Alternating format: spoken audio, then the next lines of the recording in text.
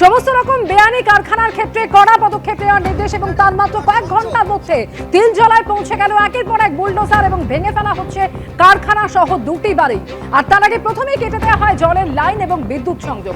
বিস্তারিত জানিয়েছেন সন্দীপ সরকার। নজিরবিহীন পদক্ষেপ। মুখ্যমন্ত্রী শুভেন্দু অধিকারীর ঘোষণার পরপরই আসরে নামল বিশাল পুলিশ বাহিনী, কেন্দ্রীয় আধা সামরিক বাহিনী, সঙ্গে কলকাতা পুরসভা, কেএমডি এর আধিকারিক থেকে শুরু করে নিচু তলার নির্মাণ ভাঙার যে সমস্ত কর্মীরা রয়েছেন সেই কর্মীরা। বেআইনি নির্মাণ ভাঙার আগে আসরে নামল কলকাতা পুরসভার জল সরবরাহ বিভাগ এবং বিদ্যুৎ সরবরাহ বিভাগের আধিকারিকরা, অফিসাররা, সিএসসির অফিসাররা।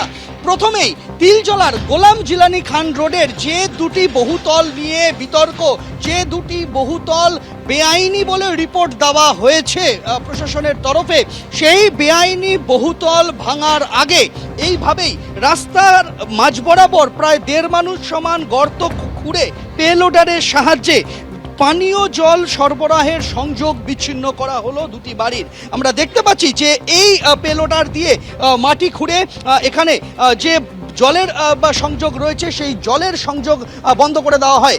এই জায়গা থেকে ফেরুলের সাহায্যে জলের সংযোগ যাচ্ছিল এই বাড়িটি, যে বাড়ির সামনে আমরা দাঁড়িয়ে রয়েছি, এই বাড়িতে এবং পার্শ্ববর্তী যে বাড়ি রয়েছে যেখানে ওই কারখানা ছিল সেই কারখানার যে বাড়ি সেই বাড়িতে।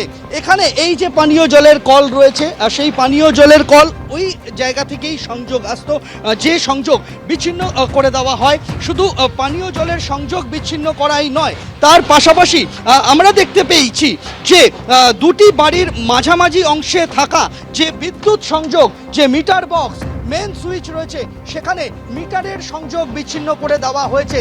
এখানে আমরা দেখতে পাচ্ছি 1, 2, 3, 4, 5, 6, 7, 8, 9টি মিটার রয়েছে। আরও দুটি মিটার রয়েছে নিচের দিকের অংশে, 10, 11টি মিটার রয়েছে। এই দুটি বাড়ির 11টি মিটারের সংযোগ সম্পূর্ণ বিচ্ছিন্ন করে দেওয়া হয়েছে। প্রত্যেকটি মিটারে এই মুহূর্তে কোনো বিদ্যুৎ সংযোগ নেই এবং সংযোগ বিচ্ছিন্ন করে এখানে টেপ দিয়ে এই যে মেন লাইন, সেই মেন লাইনকে আটকে দেওয়া হয়েছে। এবং এই যে দুটি বাড়ির মাঝের অংশ, দুটি বাড়ি বেআইনি নির্মাণ, এমনটাই কিন্তু প্রশাসনের তরফে রিপোর্ট জমা পড়েছে। কেন বেআইনি নির্মাণ?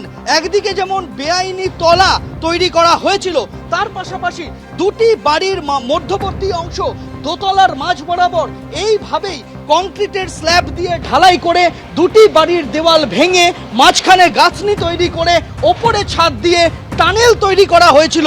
ঠিক যেভাবে আমরা ওয়ে ব্রিজ দেখে থাকি বিমানবন্দরে, সেই রকম এখানে তৈরি করা হয়েছিল একটা টানেল, যে টানেলের সাহায্যে এক বাড়ি থেকে আরেক বাড়িতে পৌঁছে যাওয়া যায়। কিন্তু সেই পথটাও বন্ধ ছিল অগ্নিকাণ্ডের সময়, যে কারণে আগুনের মধ্যে আটকে থাকা শ্রমিকরা বের হতে পারেননি এই বিকল্প পথেও। আর বাড়ির যে বেআইনি নির্মাণ, সেই বেআইনি নির্মাণ ভাঙার কাজ শুরু হয়েছে। বিদ্যুৎ সংযোগ বিচ্ছিন্ন রয়েছে, পানীয় জলের সংযোগ বিচ্ছিন্ন রয়েছে। এরপরই ভাঙার কাজে হাত লাগানো হয়েছে প্রশাসনের তরফে। কৌশিক কর্মকারের সঙ্গে সন্দীপ সরকার, এবিপি আনন্দ, কলকাতা। এবিপি আনন্দ, এগিয়ে থাকে, এগিয়ে রাখে।